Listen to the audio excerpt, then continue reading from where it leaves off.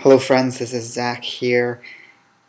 I have to admit I'm very naive when it comes to certain behaviors in our society and the reasons and causes for them.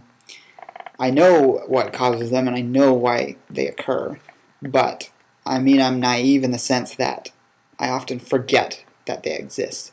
And when I come across them, whether it's directed to appear in front of me, or if it's other people, and it's something I see happening between people, it just always stops me and it doesn't make me absolutely floored, but I'm just like, people are actually like that, and it's very surprising. And this is basically etiquette and people's treatment of each other, and more specifically, not just in terms of general social conduct, but largely when it comes to the way they treat each other romantically, or when there's a romantic interest, or one could even describe it as the loss of chivalry. Not saying or claiming to be a proponent of chivalry, but there's something about the social behaviors of the past that are a lot more noble and honorable and respectful that we've definitely lost today. And while there's definitely a lot of old paradigms and structures that have been overcome and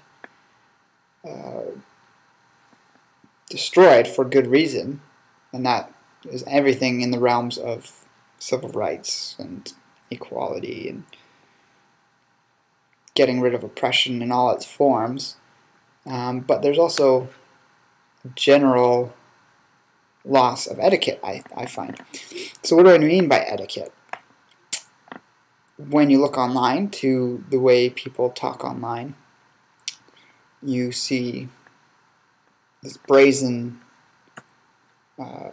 attacks. It's very polarized in terms of the way people feel about things. It's very extremely pro something or it's extremely against something. It's like extreme exuberance and loving and appreciating something that's either funny or has to do with the media or music, etc.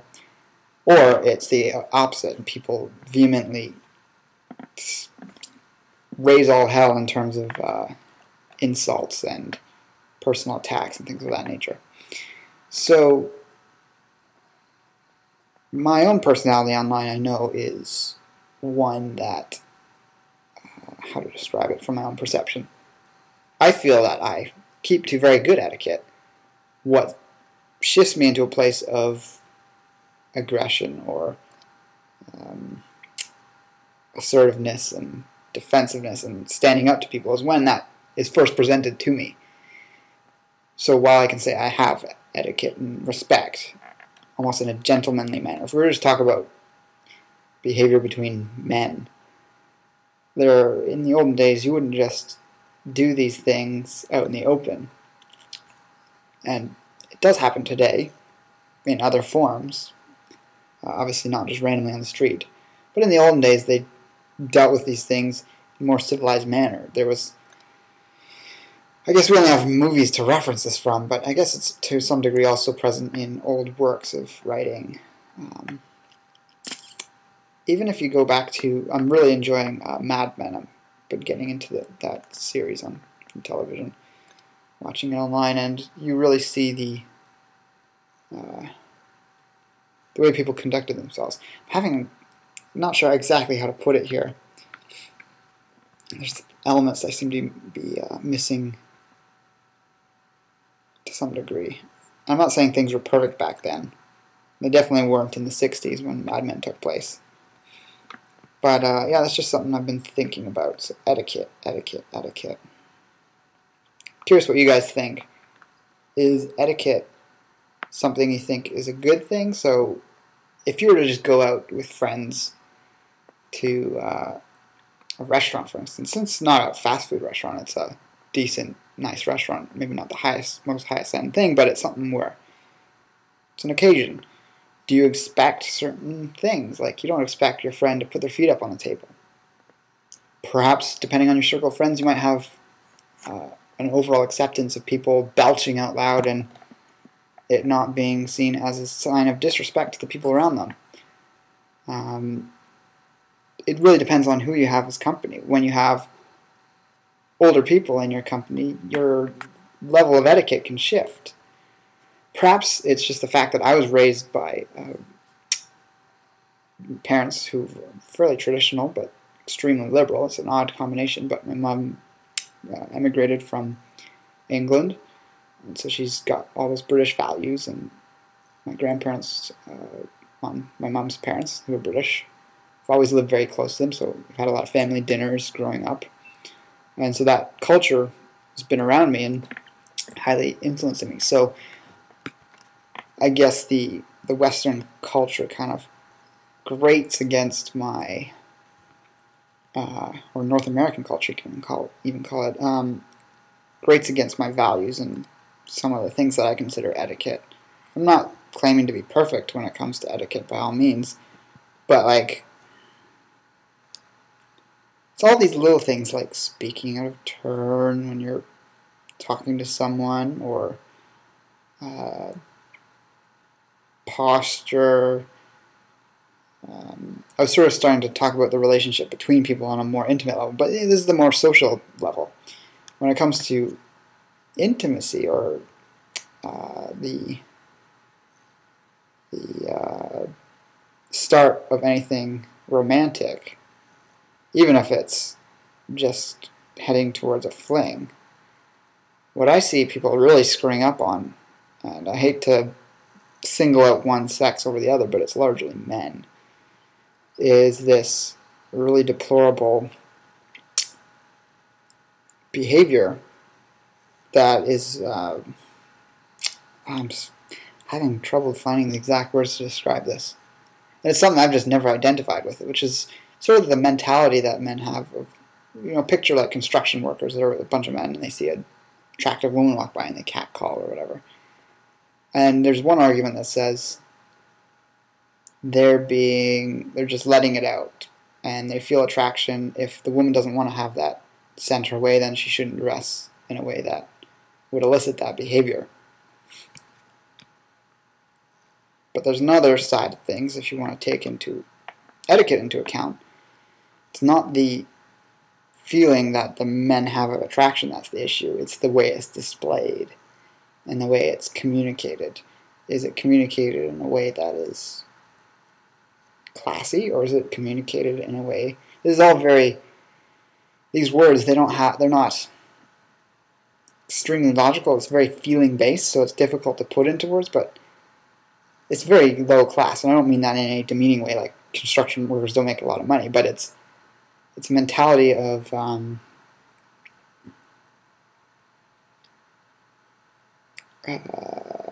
unconsciousness.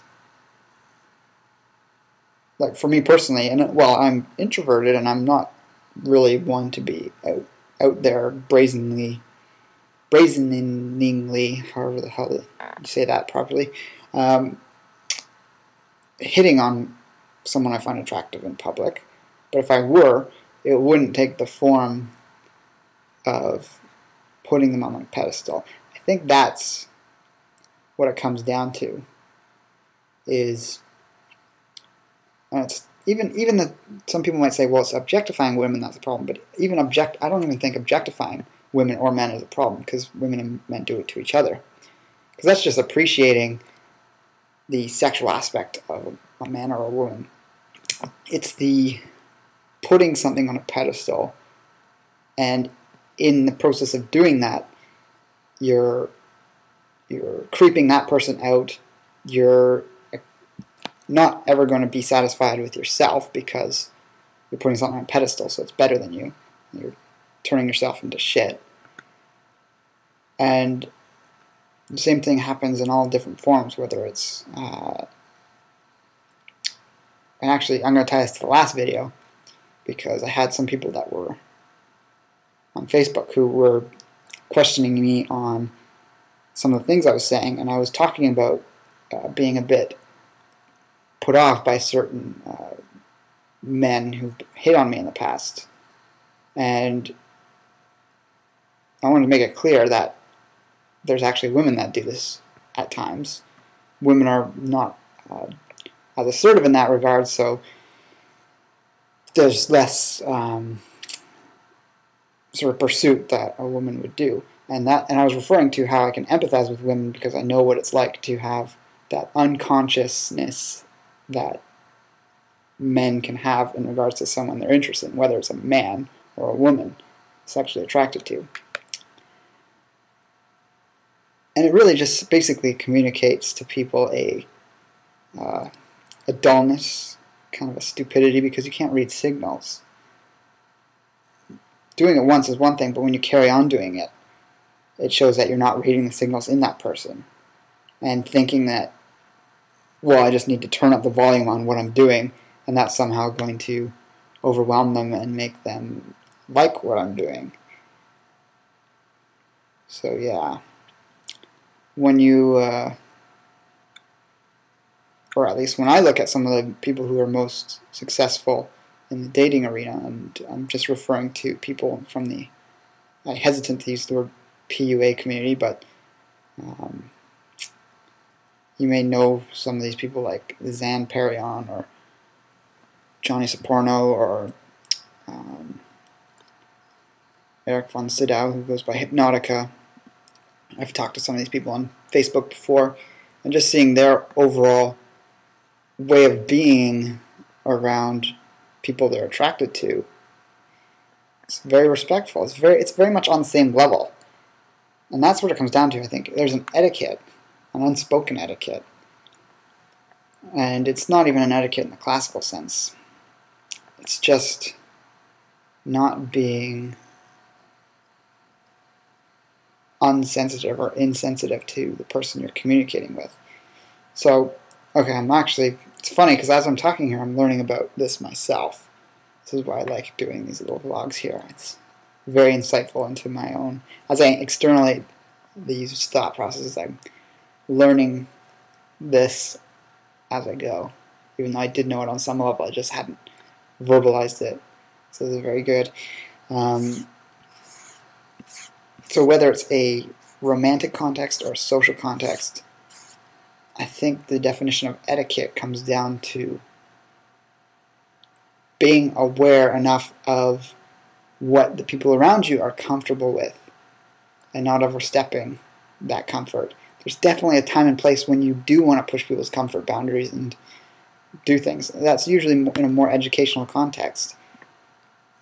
You know, a teacher of whatever is with some people and needs to push them to get them to do whatever. You're with peers or friends and you do or talk about something that is a little out of the ordinary or whatever. But there's other things like, you know, mutual respect, and I'll keep coming back to the basics of being at a dinner table. The etiquette. For example, I grew up having a constant reminder until I learned that as a kid of not putting my elbows on the table while I ate with my family and not, you know, rocking my chair or leaning it back or doing all these things. And because of that, I have those habits kind of ingrained. And if I'm out with people and I see them doing it, I start to get this feeling of, you know, why aren't they being respectful? Now, those are little things, so I'm not, like, hugely disrespected by it. Oh my god, I'm getting all those insights now. You could even look at it or bring it to the context of everything that's happening in the Middle East right now. So, these people causing these problems and killing people over this dumb movie that was made, that movie broke on a very sensitive thing of etiquette for this culture. Now, in this case, I'd say it's probably good that we're pushing that etiquette. And I don't mean we, but I meant the overall zeitgeist of Western culture, which is one of, you know, there is no sacred cow. We live in a secular society. We have things that are sacred, but they're sacred in your own home. You can't have people doing something that's even more deplorable, which is murder, just for the fact that someone disrespected your culture. So that's bad etiquette on the part of the people who made that video. It's not just respecting them, but, you know, it is triggering something that perhaps that etiquette in that culture needs to be scaled back a little. that was something I almost made a video about. I had some pretty intense feelings when all that was occurring, but I basically was summed up by most of the media or things that were talking about it at the time. So yeah, etiquette, just something that's been on my mind, and I wanted to shoot this video. Let me know your thoughts, whatever they may be, in the comments below. And also like the video and favorite it. I guess I should say rate the video. That would be better etiquette, because asking you to like it is a little more, it's not giving you the choice and free will to make whatever choice you want. So that's something I'd like to work in and say. Rate the video, comment if you would like to. Anyways, I'm not trying to sound totally anal and uptight, because there's definitely that side of etiquette too where it's too stringent. But etiquette does keep things from degenerating to people being complete pigs, because you do see that in some areas of less education. You know, there's probably studies on that, like the amount people swear or use curse words. Probably there's some correlation to education, although I think I did actually want to see, I think that's probably changing now, and there are people that swear more in more educated circles. But there's a lot of different things, whether it's table manners to general social stuff. Anyways, I'm going to wrap it up because I'm going on. Take care. Thanks for watching.